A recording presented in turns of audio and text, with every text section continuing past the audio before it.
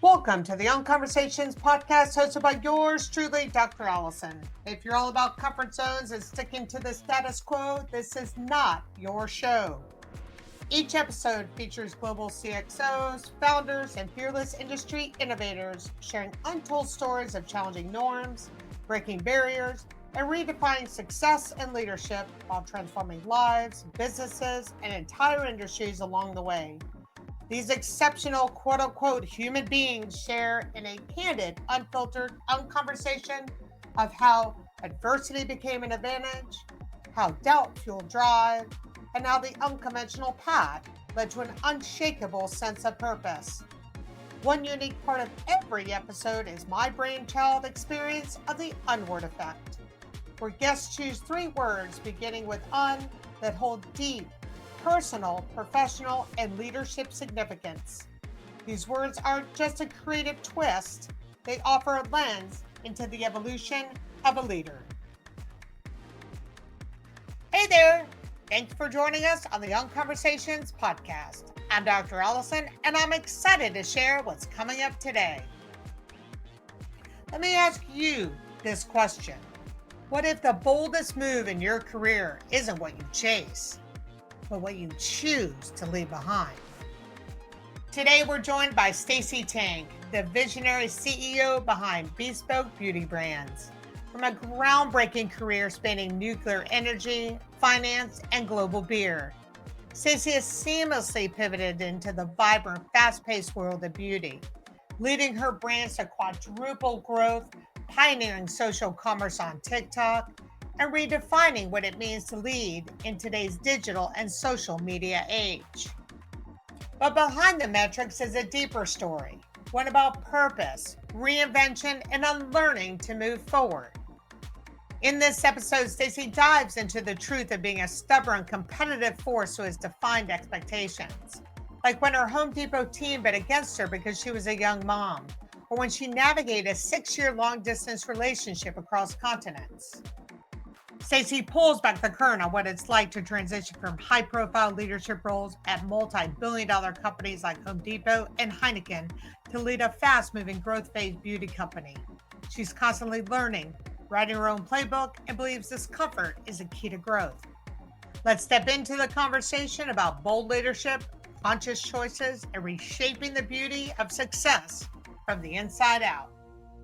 Thanks for joining us on another episode of Unconversations podcast. I'm your host, Dr. Allison, and today I am over the moon to be joined by Stacey Tank, CEO of Bespoke Beauty Brands, which also includes, I think everyone is going to be really excited to hear this. There are high growth brands that are attached to this company, which people may know of Jason Wu Beauty as well as KimChi Chic Beauty. Stacey, thank you so much for joining us today on the show. Thank you so much for having me. I've been looking forward to it.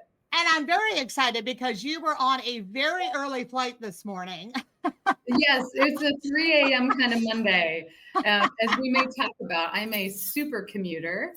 And so, but I think I was saying, not only did I have the 3 a.m. wake up, but my car battery died. So my incredible husband woke up at 3 a.m. too to get me to the airport. So I'm super happy to be back in Dallas and speaking with you. And actually, we could not have had a more beautiful day for you since we've had not the best weather lately. So I'm sure you are very excited, not only to come back to our hot weather, but to see the sun out, I'm sure was very exciting as well. It's delightful. I was in LA last week, admittedly. I kind of went very quickly to the East Coast for Father's Day. And I was in LA soaking up the rays and feeling really guilty about it because the rest of the country is not in such a position. But LA always has this kind of 75-degree and sunny weather. Definitely. And you deserve to be in that weather. Anytime to get out of Dallas during our hot summers, I don't blame you one bit at all. But thank you so much for joining us today, even from a very, very early morning. So thank you. My pleasure. So before we get started, and kick things off with our conversation that you and I are going to have, which is going to be really a lot of fun. And I'm excited for the viewers and listeners to even you are very well known, but I think our conversation is going to bring so many unique sides about you that maybe our viewers really don't know. So I'm looking forward to kind of digging a little deeper in our conversation for sure. But I like to kick things off um, in every episode, and I've coined this, which is called the unword effect. Mhm. And prior to each podcast, I ask each of my guests to intentionally think about three words that have the prefix of un that influence key moments in their professional paths, their personal growth, Mhm. and their leadership evolution. And what's really unique about this is putting the un in parentheses kind of gives us a moment to sort of reflect on maybe what has held us back, and really sort of thinking through maybe in areas that we have broken free now by thinking about ourselves in a different way and light. And it's not to really reflect on things that we've lost, but really, giving us the opportunity to uncover different sides of us. And I think what was so amazing is, Stacey, you really jumped into this, and you and I didn't know each other well. And when I sent you a message asking if you'd be interested in being on the podcast, there was no convincing you at all. You were like, I think when you're unword should be unconvinced, because you were unconvinced about being on this podcast, and I was very honored about it. No. But I would love for you to talk about sort of what your process was, because Mhm. the unconventional excellence, and I know we'll kind of dig into that as we move through the podcast, but just that word unconventional Mhm. for you and just really resonated. Mhm. And so I love for you to talk about the process you went through, and then we can sort of get into the three unwords that you've chosen, and we can talk about those individually. Absolutely. No, I love this idea of unwords and having a moment to reflect, frankly, because we're all moving like a freight train through our lives Yeah. sometimes. And that reflection is really powerful. In the last few years, I've been in a phase of reflection because of some choices that we made as a family and some interesting new pursuits in the business world that I've been exploring, and which has propelled a lot of learning, and also kind of moving home and creating a new home. All these things give you these moments of reflection. When you invited me to think about my unwords, I was reflecting on two things. One is what people say to me or have said about me Ah, for my whole life, and then mm, trying to marry that together, the kind of Venn diagram of what I think is true. Because sometimes ah, people see something, but you don't feel it in your heart. You don't feel it's really you. And so I was thinking about those things together. And I'm a parent of two boys. They're now 16 and 10. And I really believe that the day they were born, this was true for me with them. I knew exactly who they were. And today they are exactly who I knew they were the day I met them when they were born, because they're, wow. energetically, they really expressed and lived their true selves from the very beginning. And so I like to go back to my own childhood and think, what was I like as a little kid, because we are that person just shaped by experiences and Totally agree. yeah.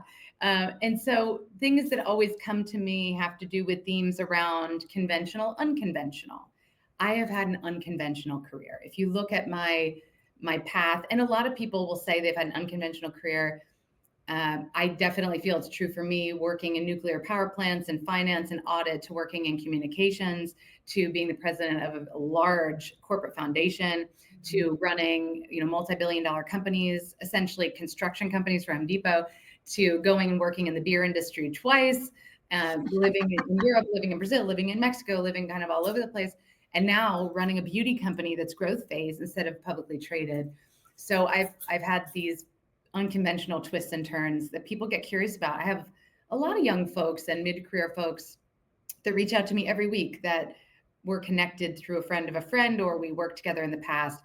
And usually top three question is, how do I do that? Or how did you do that? How did you Yeah. go from, sitting on the executive committee at Heineken in Europe to now running this growth-based company in beauty. How does that even happen? So unconventional was a word that came up a lot. And another theme that has come back to me, even through my own father or through others, has to do with risk and fear, bravery and courage. And people will reflect back on me like, wow, weren't you afraid to take that risk? Or how did you have the courage to do X? And that's something that I really, as a little baby, I was just born this way. You know, in the words of Lady Gaga, I was born this way. Came out thinking, I could do that. I think I can do that, you know, and just trying stuff and not, I don't know, fear. It probably in my brain, if neurologically, if you looked in there, you would see that that sensor doesn't go off the same way for me as it does for other people. And instead, I just think I could figure it out. I could figure it out. And I want to because I'm so stubborn. And I like to challenge myself like that. So that's where this kind of unconventional, unafraid, and undeterred, you know, my 3 unwords came from that process. Yeah, and I was going to say, what was it? You know, it's so interesting because I have had the great pleasure of having many just influential and strong women on this podcast. Mm-hmm. And where for you do you think the unafraid comes from? Because we'll definitely get into your path. You mentioned Home Depot, and which you held a very high executive role there, and also Heineken, which you said twice. So they obviously wanted you back again because you're very good. And so where does that unafraid? Because these are also very male dominated driven industries. So do you mind talking a little bit more about the depthness of that unafraid for you? Yeah, absolutely. I think there are 3 things. I think when you talk about nature and nurture, I used to think becoming a parent too, you get curious, like how much is which? How are my kids going to turn out? I used to think it was 50-50, but I actually don't anymore. I think that it's probably 80 or 90% nature. Yeah. I think we come out a certain way, and I came out ready to rock. You know, I just have a lot of energy, and I have the chutzpah kind of vibes. I just always was born like that. But then you have the nurture part. So I was born into a home where both of my parents worked outside the home. And my mom was quietly and humbly very ambitious in her career. She had turbulence in her childhood, and so she really wanted stability for her life. And she created that. She created an unbelievable environment for me. She was an educator. She finished high school at 16, college at 19. She was a teacher, Wow. A history teacher, middle school, high school, starting at 19 years old. She put herself through college, and then she became, you know, a director of curriculum and a principal and ultimately a superintendent of schools for a large, poor urban school district. And so I just always saw her applying herself. She got her PhD the same year I graduated from high school. We both got to graduate the same year. She has multiple master's degrees and things. She was just always working really hard and getting up and doing it in service of the community, in service of the children, coming home late at night after meetings. And she never lectured me. She never told me, but I saw it through her behaviors. And my father also was very hardworking and never complaining and very, you know, don't ask anyone for anything, just quietly, you know, do the right things. Mhm. And so they were an unbelievable example for me. And the fact that my mom and my dad were both working, I never thought, oh, I'm a girl, I can't do that, or that's not for me. I just felt invited to do what I wanted to do. Yes. That was helpful. Yeah. And that seemed to, that's also really interesting because that's also been a very common thread is how possibly early child. And I never thought, since this isn't really truly a therapy type podcast, but it's really fascinating that the individuals I've had on the podcast have found the strength and the stability on how they grew up, which really created them into the successful, strong women that they are presently today, or how that has followed through within their career. Yeah, absolutely. There was a Vanity Fair piece on Angela Merkel maybe 10 years ago. And this is the first time I really realized this effect to the depth of the effect, because she was interviewed about why were you so unafraid? Why were you so undeterred in having this big political career? And she was raised in East Germany. And it was very typical for women to be working and have a career. It was necessary, and everyone was doing their thing and doing their part. It was so normal for her. And she talks about that in the piece. And, I think that's why now when anyone reaches out to me, I have a lot of young college students or high school students reaching out, or I run into the bakery in my village where my kids live and my husband in upstate New York. And there are young ladies who will ask me questions, or they just want to chat. And then their moms will text me and say, my daughter really looks up to you. And she's wondering, how did you do this and that? And you are an important symbol for what is possible if these people, it can be also young boys, for what they want to do. So that was huge for me. And then the third thing, so nature, I was born this way. Number 2 was my mom was badass, essentially. And number 3 is once I started doing hard things and having a little bit of success, and or doing a hard thing, falling on my face, getting up again and realizing it wasn't the end of the world. Once I had those repetitions, I became much less afraid, because you realize, like, what's the worst thing that's going to happen? I'm going to fall on my face, but then I'm going to learn a lot of stuff. I'm going to get back up and do it again. Exactly. So that really accelerated the flywheel. Yeah.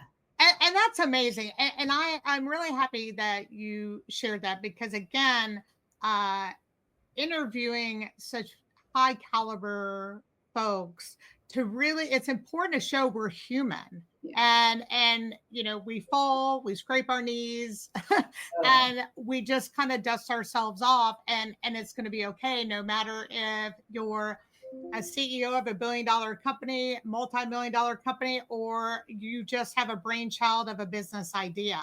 And we all go through those very similar processes, if you will. Yeah. What was it about you that made you undeterred? When you mentioned that word to me, it struck a chord in such a cool way, where I was like, absolutely, that's her. And usually I'll have to wait for someone to kind of tell me what their journey is of how they came to that word. What was it, and where in your career did that word kind of resonate for you? Yeah, I'm a stubborn, competitive person deep down. And so especially the old adage, when someone tells you can't do something, you're like, watch me. Yeah. Yeah. I remember at Home Depot, when I first joined, there was someone on the senior leadership team who said, a young woman with young children will fail in this job. And they actually had a bet on how long I would last. And that got back to me. And I was like, okay, all right, let's tango, people. Like, I hope that I can show you that someone that fits my archetype can contribute in this way. And the next time someone comes in that archetype, you will be a little more open to what they can contribute. I was super motivated by that. And many times in my life, when I worked for General Electric for 10 years, I started in a marketing and communications leadership program. And then no one from my background had ever done their corporate audit staff, which is a finance job where you audit the balance sheet and do acquisitions and dispositions and investigations. And I thought, oh, no one has ever done it before. And my dad was a financial auditor earlier in his career. And he would tell these audit stories, like audit bedtime stories, like, and then we caught them miscoding, and you're like, oh. I thought that sounds cool. And finance is the language of business, and no one had ever done it before. So I had to go on this little charm offensive meeting with all these different CFOs who had to sponsor me for a tryout for this corporate audit thing, and tell them why I wasn't going to have a nervous breakdown. Why should they give me a shot? And then they gave me a shot. And then what I realized through that is that I had very different spikes and strengths than everyone else on the audit staff. So I could help them with communicating clearly what they were finding, influencing, being persuasive with stakeholders, things that naturally made sense to me. And they could teach me tea accounting. Um, so actually it worked, and I'm really grateful for that experience. So that's the undeterred thing. And then again, you do it, the world doesn't end if you aren't that good at it at first. And you realize I'll just keep trying and I'll get better at it. And then it reinforces itself. And then almost you become an adrenaline junkie for it in a way. Yeah. And so I was gonna ask you if it's almost like that. Yeah, it is. It's the same with me with food. Like I don't eat the same thing. I'm always in Whole Foods going, I want to try that. Ooh, that's interesting. Like I just like trying new things and learning new things. Yeah. I did not realize that you and I truly come from more kindred spirits than I thought. So, but before we started the podcast, we definitely talked about our love for food. So Absolutely. I already was even more excited to talk to you. So I wanted to start when part of this podcast is highlighting unconventionally excellent global leaders. Mhm. And that really resonated with you. So I kind of wanted us to talk about that. And then there was something very poignant as you and I spoke before doing the podcast on how you, and you can let me know if you feel that this fits as part of the unconventionally excellence. And if it doesn't, we can talk about the unconventionally excellence and then go into this next topic, which is around your unconventional family. Mm-hmm. And Absolutely. I thought that was so poignant on how you described it, but there were a lot of layers to that. Mm-hmm. So let's definitely first dive into the unconventionally excellence, because I that really resonated with you, Yeah. especially with your career and your family, and why your interest in being on the podcast was so wonderful. Mhm. And then that certainly kind of goes as part of the story with your unconventional family, because just you even saying that and saying that in such a positive, loving, supportive way, I definitely wanted you to share that on the podcast, because I think there's many women in your position that are trying to figure and balance that Mhm. out. And you said, 100%. yeah, and you said to me clearly, I can have it all. Like Yeah. that was not even you said it without any hesitation. It's why I feel that was very important for us to kind of talk about in this podcast together. Absolutely. And it's a top question that I get. It might be the number one question from women under 30 that I get. And I'm very specific and open with them about it and it's just one path, but it's what I hoped could be possible. And then we were able to make it the reality. My husband and I met, I was 18 years old. We met at ESPN at an intern lunch and learn. And I would still say Sheryl Sandberg said it first and said it best, but the most important career decision you will make is choosing a partner if you so choose. Mm. And that is 100% true for me. I was extremely lucky to meet Trevor, who is the best. He is the best human on the planet. We are the best team. I mean, my kids too. We're like this great little 4-pack now. And when I met him, we were not living in the same place. We were attending different universities. And for 6 years, the first 6 years that we were together, with the exception of a 6-month period of time, we lived often on different continents. My husband and I were long distance for 6 years. And a lot of people say that long distance can't work. And so we made it work because I wanted to pursue my career and he was pursuing his career. He worked for Disney, ESPN, and Comcast for multiple decades in the media industry. And so he supported me. I moved to Paris alone, on my own. He was living in Denver. Then he moved to LA. I was commuting from London, but I got to pursue my career in those early years and he got to pursue his. And he was very supportive of that. We got a lot of side eye. We got a lot of judgment from everyone, but you know what? It worked for us. And I'm very grateful that he was cool with it.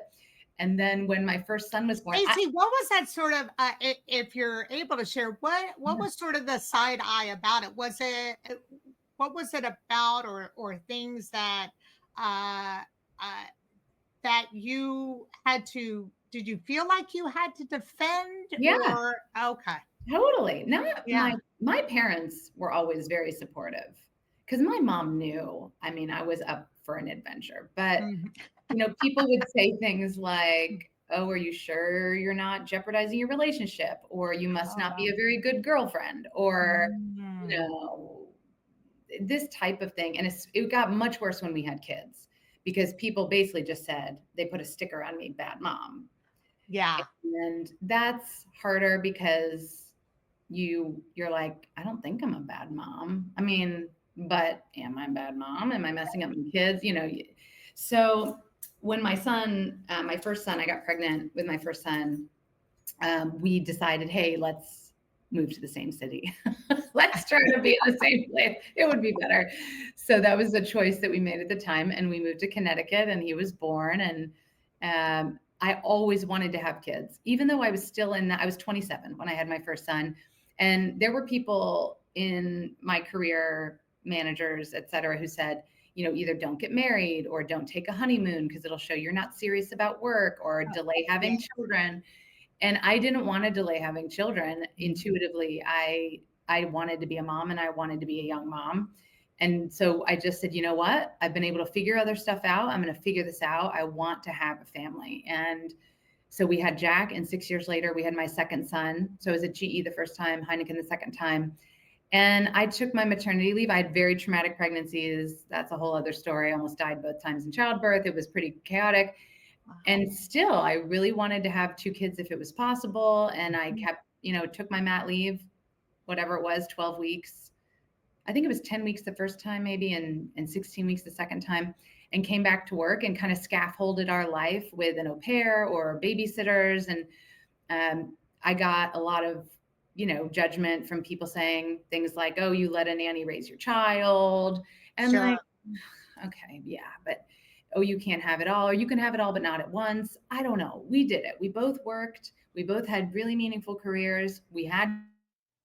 Yes, I had babysitters that helped us. We didn't have family around. So my And you husband, both supported each other's high level yeah, careers. And totally. that to me is what I feel is most important. And I respect so much because especially with you both having and not I would say not necessarily for your husband per se, because he's a male having a family, that's a whole nother topic. But Right. for you, it's you now need to focus on your children and Mhm. maybe your career needs to take a back seat. And And I that saw, in no way yeah, was not gonna fly with you. I saw friends of mine doing that, and I saw the husbands of friends of mine pressuring them to do that. Mm. And I saw self-doubt creeping in, like, I don't think I can do all of this. And I was like, oh my gosh, these women have so much to give. Now, if you make all decisions are personal, and it's Of totally course. cool. Whatever decision people make that's right for them, that's good and important that everyone feels they can make the choice for them. I was always just hoping that it was really their choice Of and course. that they weren't, you know, caving it into pressure for someone to tell them to be something that wasn't what they wanted. And who knows, because I'm not them, so I don't know what their dreams were. Of But course. for me, my dreams were really to try to do both things. And then people would, especially in the beginning, give my husband, he would take my boys to a restaurant and they would say, oh, you're babysitting your kids, that's so cute, and oh, where's your wife, and oh, she left you alone with these kids, you poor thing. And he was like, poor thing, I'm their father. Like, what do you mean? um, he would be the one the nurse would call if the kids were sick because he would be more local and I would be on a business trip. We were both traveling a lot, but the nurse always still calls me first. A lot of the chats are only mom chats still, Sure. which in a way I Sure. love. I love being part of that community. And at the same time, I'm like, if I'm on a plane or I'm in a meeting, I'm not going to look at my phone right now to be rude. What if my son is sick? One of them, you got to call my husband. And then when we were living in Europe, there was a moment when Trevor is now kind of full-time managing a huge construction project that we've been in the middle of for a couple of years. And he is not working in the same career path that he was working in. And I think the moment he let go of the edge of the pool, that was, I'm sure, terrifying for him to be like, what's my value? Are people going to devalue me? Am I not contributing to my fullest? And then we moved back to this wonderful village where he was born, and a lot of his friends have unconventional, things that they do in their days. And luckily there's much less judgment than there, 15, 20 years ago, for him to be able to make a life that he feels is fulfilling, and for me to be able to do this. So Now, again, Stacey, at what stage, because I think this is so poignant, at what stage in your career, or maybe it was stages, what was this around the Home Depot part of your career, or was this more when you held a very high level in Heineken? when my husband took a step back from his Yeah. career, it Yeah. was after we were living in Europe. So we moved to Europe in 2020, and we're living outside of Amsterdam. I was working in Amsterdam. And then my boys were not thriving there. And we made a family decision that my husband actually took them back to the States. And I commuted for over a year back and forth because we didn't know if they were going to want to come back, or we kind of stepped into it. And the only way to really do that was for Trevor to let go of his professional work. And he made that decision in service of my boys and our family. Wow. What was that sort of decision like, if you don't mind me asking? Because he, of course, had his career. Yeah. What is it like in a family where you look at both people and decide Mm-hmm. whose career do you sort of maybe sacrifice in a Mm-hmm. way for the greater good of your collective family unit? That to me, I think, is a really interesting conversation, and to know what's really right for your family without having to sacrifice too much, especially for two people who are both, um, in very pinnacle parts of their careers. I love working. I love building things with teams. I get a lot of energy from it. And I was very supported at Heineken. I had just couldn't say enough good things about the Heineken team. And I think he loved it less in that moment and what he was up to. Maybe he'll go back and find something he loves again, but I was Yes. very much all in it. And it's also a scary thing to know you're now the breadwinner. It's on you. Yeah. Part of me loves that, and part of me is aware of that, because I also want to do my best for my family and make sure that I'm playing many roles, but one of the roles is enabling them financially. And so I take that seriously and want to contribute in that way. And Trevor's doing a million things that I don't want to do. And I'm not good at. So, it's good. We're wearing the hats that, right now make us feel fulfilled. And this construction renovation, we bought an old farm from 1860, and he is just what he is navigating every day to bring this house to its next chapter is stuff that I'm really grateful that I'm not doing. Yeah. And you said I need to hop on a plane and leave again. I did. Yeah, I did that this morning in the spirit of super commuting between Dallas and New York. Yeah. Yeah. So let's talk about you. You brought us to a really great point where there was now this decision. You've been commuting from Europe back to the States. Mm. What happened with that sort of transition? Because here previously you were working with multi-billion-dollar companies, Yeah. and with a ton of responsibility. And so you left one transition from $1 billion position company to Heineken, and being overseas. And what was that transition like, where for you, where you were now kind of going into your next chapter? Absolutely. Yeah. So one night in early 2023, I was going to do what I've always done, which is big companies. And I had a couple of job offers that were coming to the table to the point where I was going to have to start making decisions. And a friend of mine had a big birthday, And I sent her a birthday card, and she emailed me just to say, I got the card, thank you.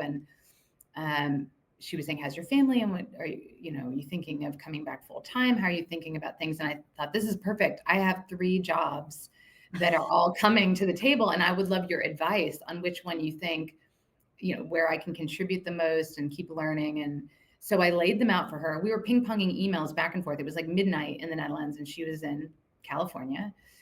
And the conversation ended up going down this path where she said, actually, I'm thinking about hiring a professional CEO to run the latest company that I founded. You've never done growth phase, and I think you would love it. And I think you would love the category. Why don't you do something really different? Why don't we have a conversation about this? And I was like, that's so not where I was so grateful and curious. And at the same time, I kept thinking, this is such a risky thing. I would never, now I'm the breadwinner and I have all these responsibilities. And I really know how to do big company things. That's my entire career for over 20 years.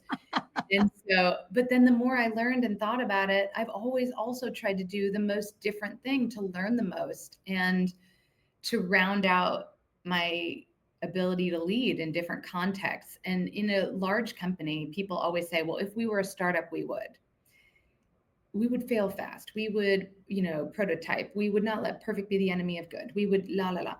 And I thought, well, here's a chance to pressure test all those hypotheses and actually lead a company. And from the time I joined until the end of this year, we will have quadrupled the size of our KimChi brand. Rapid growth. It's just absolutely incredible to be so close to the customer, so close to what is going to be the next generation of retail. Retail will never be the same again because of social commerce and entertainment-based commerce. And we were a launch partner in beauty for TikTok in the very beginning of TikTok Shop. So the proximity that I'm having to all of this innovation and how AI is also shifting very much at the front line of the business, how we're doing things, it's fantastic. It's totally different.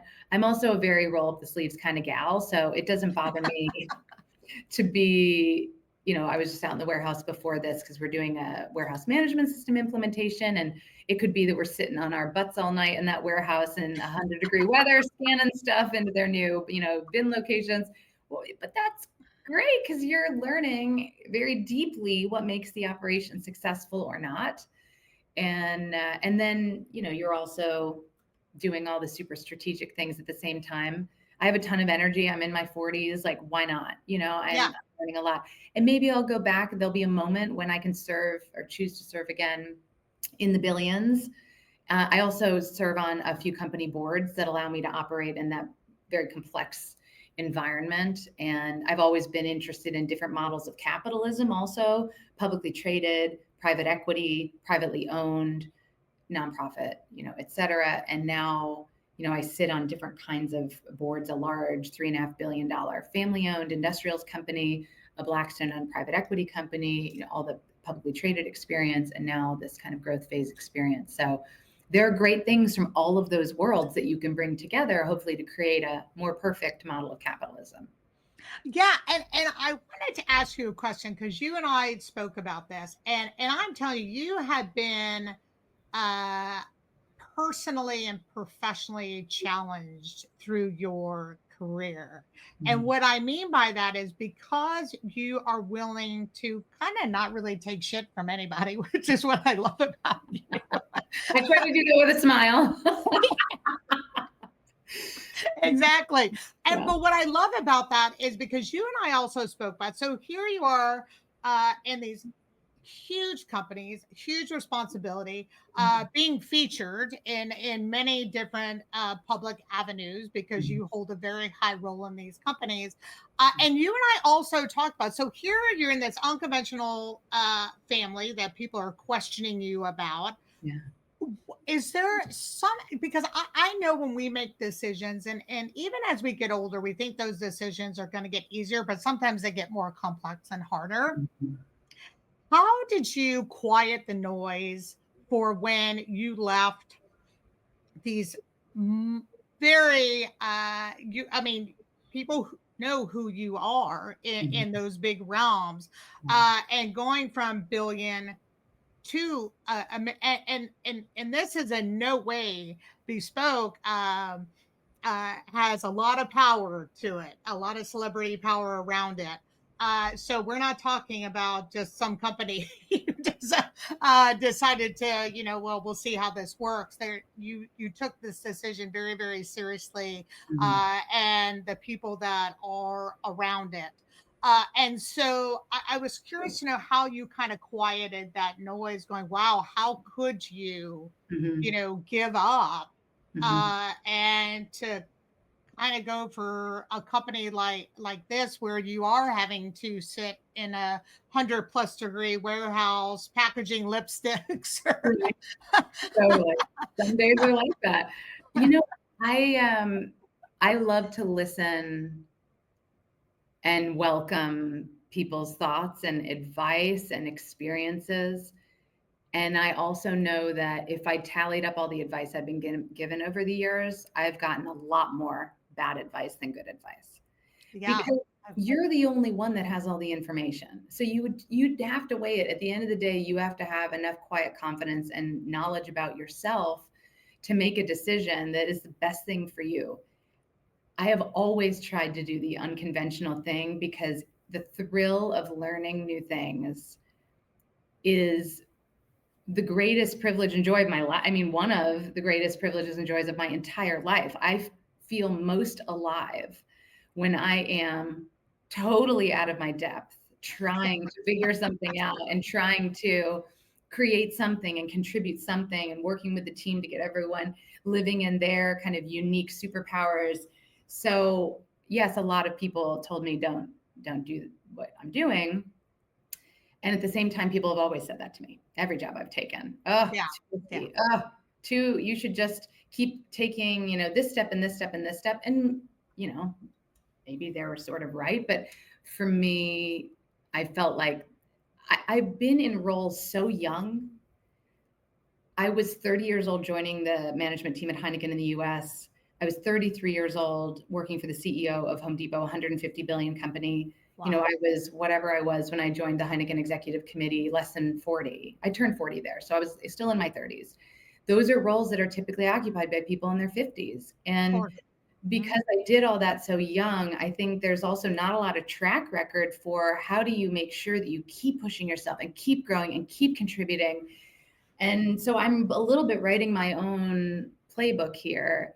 And I also believe in myself. If I want to change it up, if after this I want to go back to publicly traded world, I'll find a way, Yeah. find a way or make the way. Yeah, of course. I want to make sure we save some time, because I think that's a great transition where you just ended that. I thought it was really interesting. You and I had a great conversation before the podcast, and this was around the way you approach business, and that you have very unconventional thoughts about um, what kind of business looks like, how to run businesses. And Mhm. I found that to be so powerful, because that is another aspect of why I wanted to do this podcast, uh, and particularly showcase leaders that have that thought process. I Mhm. was wondering, one, if you could talk about what you mean by that so Yeah, people can understand from your perspective. And then if you have some poignant examples that of why you feel that you approach business in such an unconventional way and how you do that. sure. Yeah, maybe a couple of thoughts, all informed also by my experiences, of course. Have been still am someone who likes to understand why and likes to understand the context. And if I do this based on how I'm operating, what does that affect here and here and here? I believe in radical transparency and radical candor that has to be customized to the person, because everybody engages in different ways and you want to get the best out of people. So, I always try to adjust my style in that way, but I want folks to know, how's the business doing? What are the key measures of success? How does your role ladder up to those measures of success? And when things are going great, we're going to celebrate, and when, there are always things that you're going to try to be improving or that aren't going to plan. And we want to be totally transparent about those too, and then talk about using the collective wisdom of the group. How can we bend the trend? So we co-create every year a strategy on a page. I've got one here.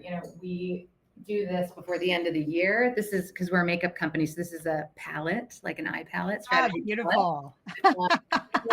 Everyone creates their goals that ladder up to the company being successful, aligned with the strategy palette. We have 7 behaviors that we think if we live those behaviors every day, they will unlock our success against that strategy palette. And then we have all kinds of operating rhythms in the business. I love a predictable business because there's a lot of chaos that will happen. If chaos happens on top of chaos, it's not so productive. But if you have a wonderful heartbeat in your business where the team knows, oh, I've got my operating meeting, I have my marketing meeting, I have my one-on-one, they know how they can get information, access to things, questions solved, and help. Of course, just popping in. We're very informal also. But that creates a lot of shock absorbency when then we get a really exciting distribution expansion opportunity, or there's bad weather and we can't open the warehouse for a day because there's ice and everyone has 2-wheel drive vehicles in Texas, or whatever big thing or little thing happens. It's not a big deal because we've got Slack, we've got buffer, we just do this. We had a plan A, we had a plan B. So I do try to bring everyone along in a transparent way. So hopefully everyone could tell you, are we on plan or off plan for which brand, which of our key customers are on plan or off plan, who's leading the remediation, if we're on plan, off plan. And then folks have clever ideas all the time. I was just in LA, so I was at 3 days of TikTok events. So interesting to me. And I was at the first ever cosmetics TikTok influencer event that they were hosting. And I was on this cool founder panel with brands I really admire, like Grande and Tower 28. And then I got to meet some of our affiliates or influencers that some of them do $25,000, $50,000, $100,000 in sales for KimChi every month. It's unbelievable. Oh, gosh, that's amazing. They're $1 million retailers for us. And they're 20-something-year-old amazing entrepreneurs. They're amazing. And so I got to chat with them about how's life and what do you like and what are you not liking. And one of them said to me, oh, I got the KimChi Stage Proof Eyeliner Breakup Kit with Dr. KimChi and the prescription, the Love Doctor, because you're crying in a breakup, but your eyeliner won't run. That's an idea that we just hatched with our team, having fun, in the hallway. And yes. So there's something great about flat, unbureaucratic, that Google coined the term many years ago, the psychological safety of people knowing where they stand. They know what's going on. They feel safe to speak up. They feel safe to say, oh, we had an issue this morning where there was a mistake and it's going to put another brand with a problem. And one of our new employees said, that was me. That was my responsibility. I'm like, no worries. We're going to solve it. Here's how we can solve it. And people go, oh, okay. It's okay here to say I made a mistake and let's fix it together. No one gets shot for that. Okay. I think that speaks so much to your leadership. We know someone mutually in common, and it was part of the reason why I reached out to you because they work with many CEOs in different aspects, and knowing how grounded and down to earth you are just really speaks, I think, even more to what an unconventionally excellent person you are. And that you, coming from your experience and carrying that over into a vibrant company like this, saying it is okay to make mistakes. It is okay to let us know a mistake was made. I think that is a learning nugget that any entrepreneur or profit executive or CEO could absolutely learn from your playbook. You know what really hammered that home? There's this one anecdote. I was at a conference and there was an astronaut speaking from the United States, US born astronaut. And that astronaut was working up on the space station. And then they came down and they were on the speaker circuit. So they came and shared some of their leadership lessons with us. And one of the things in the cocktail hour that this person shared was that there was another country. You really have to understand on the International Space Station all the cultures, because culture matters a lot and they're very different. And he said there was one particular country, I won't name it because don't want to name and shame, but there's one particular country that everyone got educated about, because in their culture with their country, if they make a mistake, the government fines the astronaut, and therefore the astronauts sometimes try to hide that mistake. And that can be the difference between life or death on the International Space Station. And so they had to learn a way to make it safe for those astronauts to share the mistake in a way where they will not get in trouble with their government. And I thought, wow, okay, that's really the power of life and death. Of course, in business, it's usually not life and death, but I want to create an environment where people can just say it, not worry. I don't want them using their brain energy hiding stuff. We have work to do. Stop hiding stuff. We need to get to work. We have more strategy and vision to build than to hide stuff. I think that, and I agree with you. Yes, there are certain life and death situations that could be more impactful with that. But I think the story really resonates because I think, and even today in such a vulnerable political climate that we're in, companies trying to figure out how they're going to be navigating and growing their business.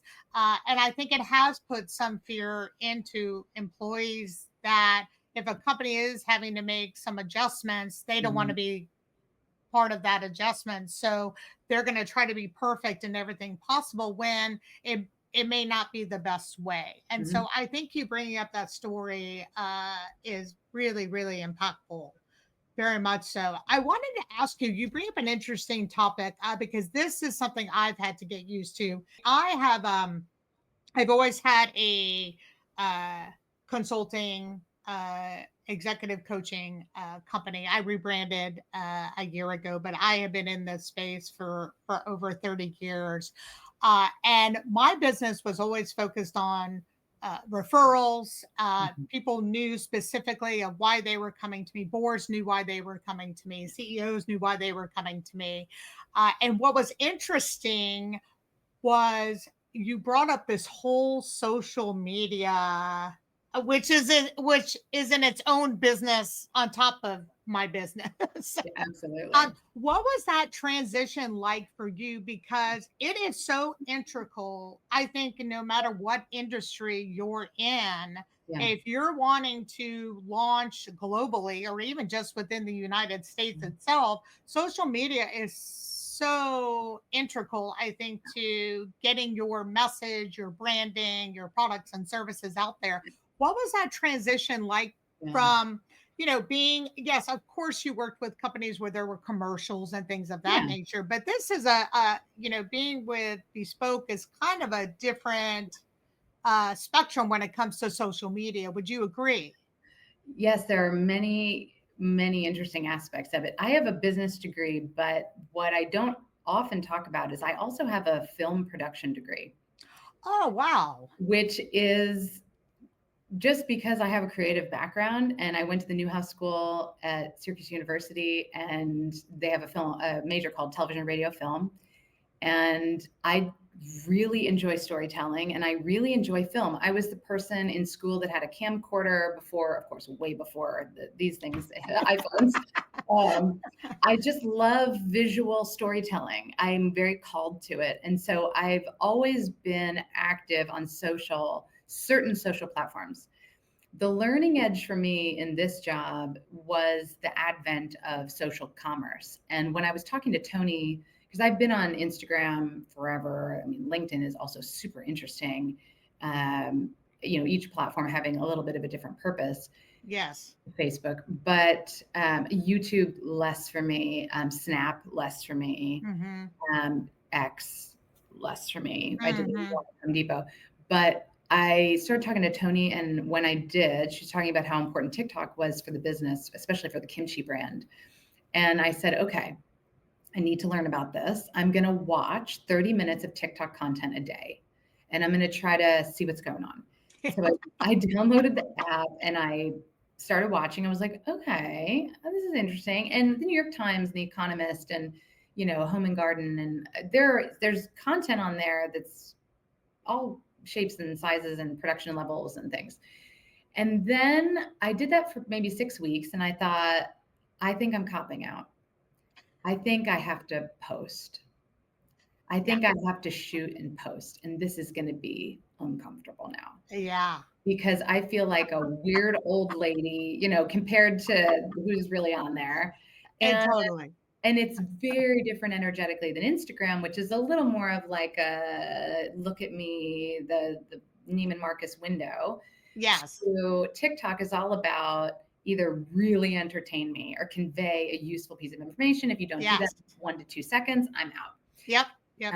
And it's not community based. There is very little community building. Whereas on Instagram, you build a community. Yes. In TikTok, it's this very short, instant gratification. And now it's been, it's shoppable. So to me, it's analogous to when Amazon invented one-click shopping. Yeah. And, Good TikTok, example. I could put our hero. This is the product that made us very famous called the Puff Puff Pass. So I could do a video and I can put it on and I can do whatever. And then if you like the way it looked on my face, in 2 clicks, you can buy it. It is incredibly easy. So I started posting, and that has helped me. So it's been 2 years now I've been doing that. Get into the DNA of the platform. And I've actually personally had some things go viral, get 500,000 views. And then I couldn't lead this business without doing that. I really couldn't, because people coming and saying, oh, well, our videos just aren't doing well right now. I might think, if I don't know the platform, well, something's wrong with our videos, and not understanding and experiencing the algorithm. I posted something this morning. I'll open up the app. It got blacklisted somehow. And it got, instead of like 1,000 views or whatever the normal minimum is for me, it got like 9. So as I go in here, I'm looking at it, 11. Something happened with the algorithm. I posted a video that I think is like decent video, should probably have gotten 1,000 views. If I wasn't doing that, and then the team was saying, oh, we got 9 views, how am I going to ever help them without being native to the platform? So that's been interesting. And having a teenage son, he's like, Mom, my friends are following you. It's so cringe. I'm like, I'm sorry. But then once in a while he goes, oh, that one was kind of cool. Yeah, of course. Okay, mental note. I'll do more of that and less of that. I know. I appreciate you sharing that as well, because I was wondering what that was really like for you, because I talk to people all the time, but doing this podcast too, I had to kind of get used to it, because it was something that was uncomfortable for me, and most people would be surprised, going, oh my God, you can talk to anyone, you'll be yapping with the bartender. But that's different for me than being in this realm. And then not only doing the podcast, but then promoting it, and then doing clips for it, and that was something that I knew I could do it, but it was an uncomfortable space for me, from the standpoint, because I've never been out there in that specific realm, when it's sort of been more of this kind of business side. So I appreciate you sort of sharing how you also had to adjust yourself as the CEO in this very instant gratification, because you sell beauty products. And that is very important. And I think for you to do videos that's showing, oh, well, if the CEO is going to use it, oh, that's kind of cool. So I bet that did put you in sort of a different position. Absolutely. And talking to all those creators last week, I'm reminded that there is a secret to all of this, and it's consistency. You just have to do it every day, or 5 times a week, or whatever. You just have to keep doing it. And if you keep doing it, good things will happen. But it is uncomfortable for brands, for people, for entrepreneurs, when you're putting yourself out there over and over again, and you feel like nothing's happening, but it will. You just have to keep at it. Yes, absolutely. That is where I've had to learn myself, and not get too caught up in the algorithm, as you're talking about. Right. Exactly. So the algorithms, or the algo, as they the algo. Right. The algo. Thank you. If you can just give me a few more moments, I just wanted to, I'd like to sort of wrap up the podcast by allowing my guests. We've talked about so many great topics during this time, and I wanted to give you an opportunity to either ask me something, or if there's something you felt that you've left out of this conversation that you really wanted to make sure to bring home. I do want to say that when this podcast does launch, we'll make sure that everyone knows how to get involved with the Bespoke and the brands and all that other really wonderful stuff. We'll make sure that that is in the description. But I just wanted to sort of hand this over to you just to see if there was anything of last minute comments you would like to say. Yeah, maybe one thing in this role that I didn't think about that has been very moving to me, which is the power of community cultivated over many decades. I'm just built to say yes to things. It's, again, I think it's just how I came out and my DNA. And because over time, my work has taken me to so many different places, so many communities, different boards, different things. I feel, and I didn't realize it until this role, because you're so, class 5 rapid in these publicly traded companies. I mean, you are like really consumed. But when I came into this role, because of, you call it a network, call it a community, call it whatever you want, the number of people that so generously reached out and were so helpful to me and so helpful to our business, I found it very touching that, you realize you've been putting goodwill, you've been putting credits in the piggy bank for a really long time. And then when you need to learn something, or you're stuck on something, or an introduction would be helpful, people just start coming out of the forest to support. And I think being intentional and protecting time in your life to build relationships around you for every reason in the world, for learning, for creating things together. There's a real multiplier effect for businesses to help each other. There are so many places where it's mostly non-competitive. There are a million ways we can all be working together to help each other and to serve our communities. And I think that happened a little bit by accident for me. And I'm super, super grateful and moved that now I feel like all those folks are rooting on our brands and putting their hand on the scale for us. And I just could not be more grateful for that. Well, I appreciate you sharing that. And I want to thank you for believing in me and my brand and what my podcast is doing, because you and I did not know each other. I feel like we have, and I'm very grateful for the time that we've been able to spend off of this podcast and during this podcast, because to have people come on, and I want to thank you personally for trusting me and for us to have this level of conversation that I feel is going to be so valuable for, as you said, people under 30, or people who are looking in they're 50 years old and they're looking to make a transition in their career. And I just think everything that you spoke about is going to be extremely inspiring, and it has been inspiring for me. And I'm just very grateful to know you.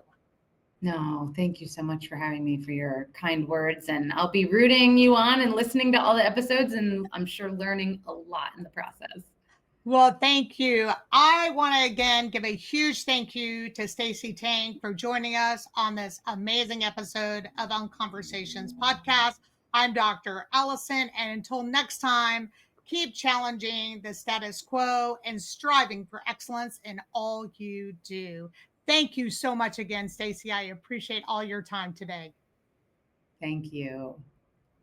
Thanks for streaming the Unconversations podcast, the space where unconventional excellence takes center stage and spotlights global visionaries who don't just follow the rules, they reinvent them. This isn't just a podcast, it's a movement. If you felt the onward effect, don't just scroll, unleash your support. Unsubscribe from silence. Hit that follow, drop a like, and leave a comment to keep the Unconversations going and amplifying the voices that are shaping the future. Looking for our podcast? Don't worry, it's all in the show's description. Tune in to the next episode of Unconversations, where we unmute the truth and uncover the unexpected.